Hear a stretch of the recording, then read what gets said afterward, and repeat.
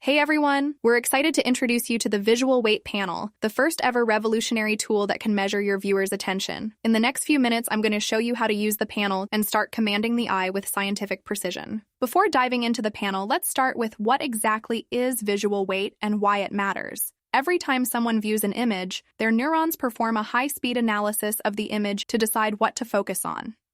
Four combined forces control this response: contrast, size, color saturation, and edge sharpness. These four forces compete for the viewer's attention. We all know that our eyes are drawn towards high contrast, larger and brighter elements, warm, saturated colors, and sharp details. But have you ever wondered what wins when a small, high-contrast element competes with a large, bright-colored element? And most importantly, by how much? What makes an image work is when all these forces unite in harmony to direct focus to the intended subject. And this is the main reason why even the most technically lit, perfectly retouched, and composed images fail to demand attention. Photographers chose monochrome because it was the only way to see light in zones clearly. Not because color didn't matter, but because color hides what's really happening with light and complicates evaluation. Black and white was just simpler to control. Artists squint their eyes to simplify complex scenes into basic shapes and tonal values, allowing them to ignore distracting details and focus on the overall composition. This is the primitive way to calculate visual weight based on personal intuition. Until now, there was no way to measure all these forces when they compete for attention together. The Visual Weight Panel is the first deterministic tool that measures these four forces on every element in your frame. This isn't just a breakthrough theory, it's practical insight you can apply immediately. Once you install the panel, you can find it listed in Photoshop under the Plugins folder. Unlike the Post Pro panel, this panel will not edit for you. The Visual Weight Panel has one job: to tell you the truth about how your image is actually perceived, so you can stop second-guessing your intuition and ensure your intent is what the viewer actually sees. The recommended way to use the panel is to dock it either on the left or right side in Photoshop, so that when the panel displays an analysis, you can easily scroll down all the way to the bottom. Let's start with a studio portrait first. You can use this during a photo shoot when used in a tethered workflow as a scientific validation tool for visual attention. A quick 3 to 5 second analysis of a test shot allows the team to move a distracting light source or shift the camera angle to intentionally balance the frame correctly in camera. Once you click the Analyze button, it creates a visual weight ranking overlay with colored outlines of all elements it detects in your image competing for attention. The hottest colors show where the heavier elements and the coolest colors like blue and purple have lower visual weight. The visual weight rank section at the bottom of the panel shows up to 10 elements ranked by dominance percentage. Each ranked element in the panel has a select button. Clicking it creates a selection of that segment. The jagged edges that you see in the overlay segments are intentional. They reveal how pixel-sensitive the segmentation is towards light and color in the image, and is based on how the eye actually perceives form, and not how the objects are actually defined. This is why these rank selection buttons are for global adjustments. For this portrait, number 1 rank, which is the rim light on her cheekbone and neckline, is demanding 37% of visual attention, while only half the face is number 2, and demanding 32% of visual attention. The 3rd rank is the highlights on the hair and the white top at 20%. The rest of the face has rank number 4 and is only 5%. So what does this tell us? First, the rim light is winning the attention because it is way too strong and covers a large area. Second, the key light doesn't cover her face completely, and the far side of the face is underexposed and losing the viewer's attention. Third, the white top is demanding almost the same attention as the well-lit face, so to give the face more attention budget, a mid-gray or darker top would be much better. So with a quick glance of just the visual weight rank section, we can tell all this. By seeing exactly where the viewer's instinct will land while the set is still live, you can move from guessing the light ratios and safe composition to commanding creativity with certainty. While this was an example on how to use the panel for pre-production, I'm going to show you how to make quick tweaks in post-production to shift the weight around. Click on the Rank 1's red select button to select the highlights. The overlay hides when you click on any select button, and you can click on Show Overlay to make the overlay visible again. Now let's create a curves adjustment layer, dull the highlights a bit.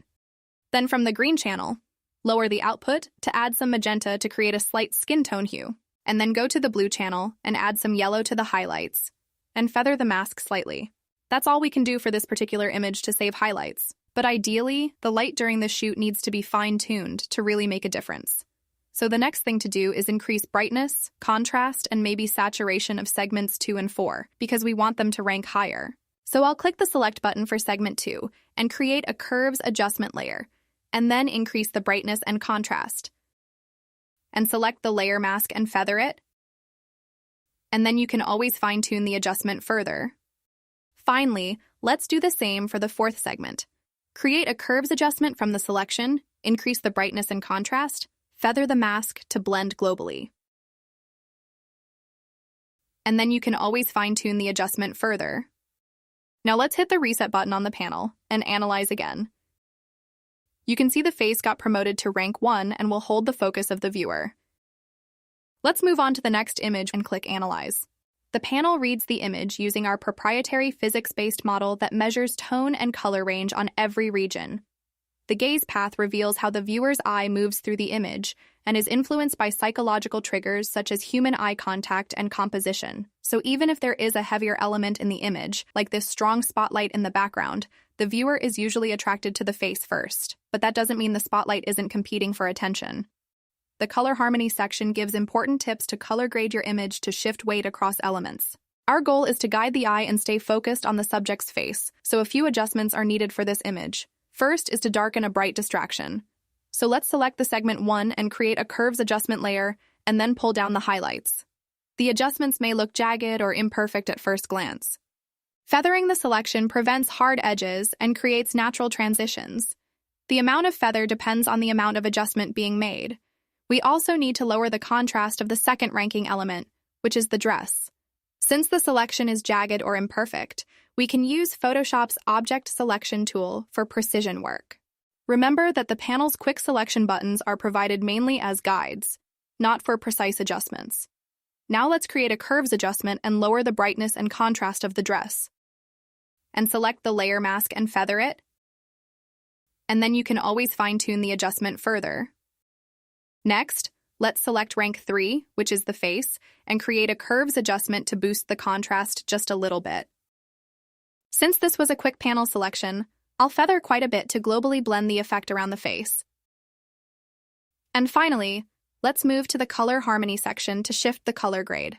Since the background is as warm as the subject, we can make it cooler to lower its presence. So I'll click the Background Select button to select the background color and create a curves adjustment layer. First, I'll lower the brightness and contrast, and then go to the red channel to add cyan to the background midtones, and then feather the mask. Once the adjustment is complete, reset and run Analyze again. The new ranking shows whether the change shifted the visual weight in the intended direction, and as you can see, the face is now the prime focus of the image, then the dress, and the spotlight is the third. Let's take a look at the before and the after. Now let's move on to a black and white image. Click the Analyze button to create the visual weight ranking overlay of all elements. Notice for monochrome images, the color harmony section doesn't have select buttons because there is no color range to select. One of the ways to shift visual weight is to adjust the size of an element, which can be done by cropping. This shifted the equation of each element to make the face rank number 1. But if cropping is not an option, we can try the other adjustments, which for a monochrome image is just brightness, contrast, and sharpness. So let's select the face, which is the second segment, and create a curves adjustment to increase the brightness and contrast. And then feather the mask. Now let's select segment 1, which is the body area, and create a curves adjustment to lower its contrast. You can always click on Show Overlay to see which area is at what specific rank. I want to select the background, so I'll click on segment 4, and then create a curves adjustment. Then lower the highlights a bit, and feather the mask. If you still notice any jagged edges, make sure you feathered the previous adjustment layer before proceeding. Now let's reanalyze. If the subject now ranks number 1, the edit is complete. The panel's role is to reveal the current state and guide decisions. Here is the before and the after. You can always adjust the layer opacity to fine-tune the adjustment later. Let's move on to the next image with busy elements. Usually when you see a slightly overcast subject, the basic approach is to increase the overall brightness. And if you're an advanced user, you might create a luminosity mask for the shadows and increase the exposure. But let's click Analyze and see what's actually happening. The bright yellow bush in the background still ranks number 1, while the face is at number 4. So let's start with segment 1 and select it. First, I'll create a curve and pull down the highlights, and also feather the mask. Next, I'll create a hue and saturation adjustment layer and clip it to the curves adjustment layer so it affects the same masked area. Reducing contrast and desaturating an element lowers its dominance. Next, I'll select segment 2, which is the sweater, and create a curves adjustment layer and lower the contrast. And then feather the mask to blend the adjustment. Now let's find which segment is the face so we can select it. And create a curves adjustment to increase the brightness a bit. And then feather the mask. And then you can always fine-tune the adjustment further. Analyze again. The subject has gone up the rank to number 3, and the rank number 1 has shifted to the tree behind her. So let's select segment 1 to select the tree, and create a curves adjustment layer to lower its brightness and contrast. And then feather the mask to blend. I'm also going to lower the brightness of the yellow bush a little more before reanalyzing, and also adjust the hue and saturation. Now let's reset and click Analyze. The bright yellow bush in the background still ranks number 1. Since I already have the bush masked on its adjustment layer, I'll just select it and lower the brightness contrast further. Now let's reanalyze one last time. If number 1 is now the intended subject instead of the distraction, the edit worked. Keep in mind that getting the subject's face to number 1 is not always possible. If the face was number 7 before the edit, making it number 1 is too drastic a change and may look unnatural, so it should reach at least number 5 for a successful edit. These adjustments shift the visual weight without removing the element. Remember, your goal is to make the competing elements blend with the canvas. Successful artists and photographers have strong intuition about visual weight, but the majority of them are held back by something they can't yet see, and photography needs to be seen and understood. The visual weight panel lets you do just that. It teaches you to see what's really happening in an image. To create better work, you simply need to see better.